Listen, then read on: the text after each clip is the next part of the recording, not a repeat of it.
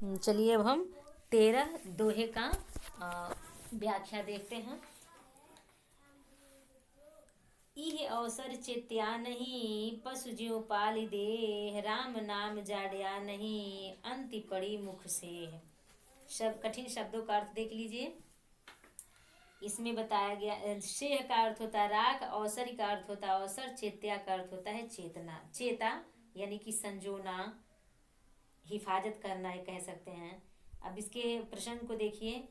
इसमें लिखेंगे कि कवि ने कहा है कि मनुष्य योनि पाकर भी यदि समय रहते ईश्वर स्मरण नहीं किया गया तो हमारा जीवन क्या है, व्यर्थ है, व्यर्थ।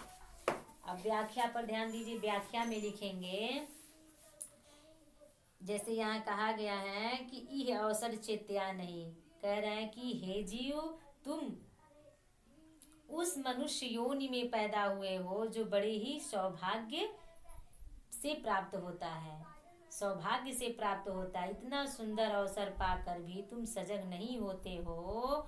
यह अवसर चेत्या नहीं, चेत्या का अर्थ होता है सजग नहीं होते हो तो क्या हो, और राम नाम स्मरण नहीं करते हो तो केवल पशु की भांति अपने शरीर का पालन पोषण कर रहे हो।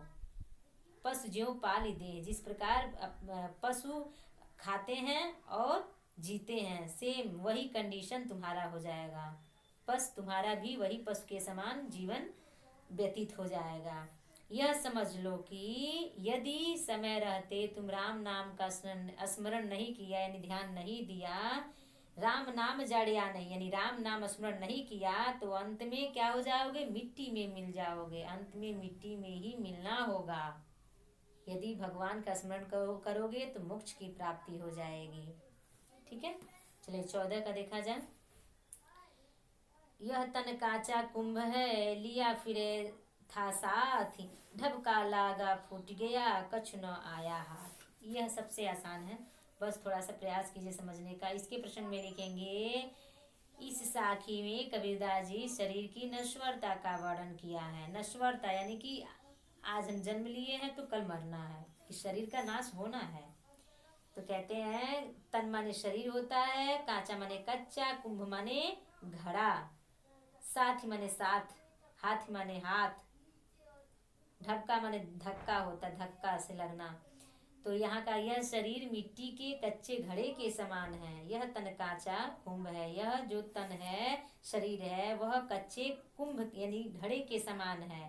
लिया फिरे था साथ, जिसे तुम बड़े ही अहंकार के साथ सबको दिखाने के लिए साथ लिए घूमते हो, किंतु एक ही धक्का लग जाने से यह क्या होगा, धक्का लगा फुट यानी फूट जाएगा, टूट टूट कर चकनाचूर हो जाएगा।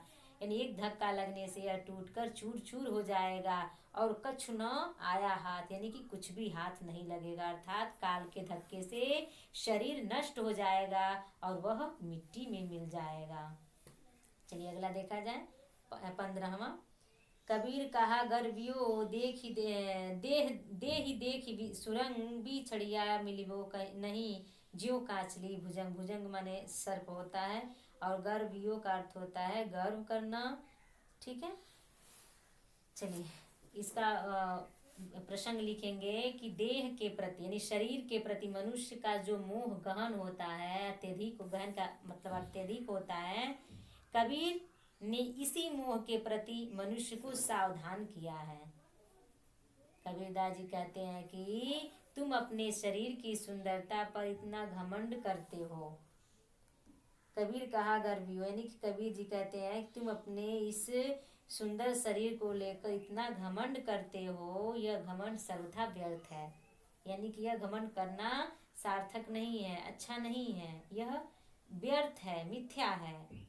क्योंकि मरने के बाद क्या होता है, मरने के बाद यह शरीर ठीक उसी प्रकार तुम्हें नहीं मिलेगा जिस प्रकार अपनी केचुल को एक बार छोड़ देने के बाद सर्प को वह पुनः प्राप्त नहीं होता है। भुजंग यहाँ बताया ना सर्प, कांचली का अर्थ होता है केचुल, बिछड़िया माने बिछड़ जाना, मिलिबोन माने मिलना। तो यहाँ कह रहा है कि जिस प्रकार एक बार केचुल को छोड़ देने के बाद सर्प को वह पुनः प्राप्त नहीं होता है, ठीक उसी प्रकार तुम्हारा भी यह शरीर तुम्हें प्राप्त नहीं होगा, अर्थात यह निरर्थक हो जाएगा। चलिए, आज आपका ये लेसन समाप्त हो गया।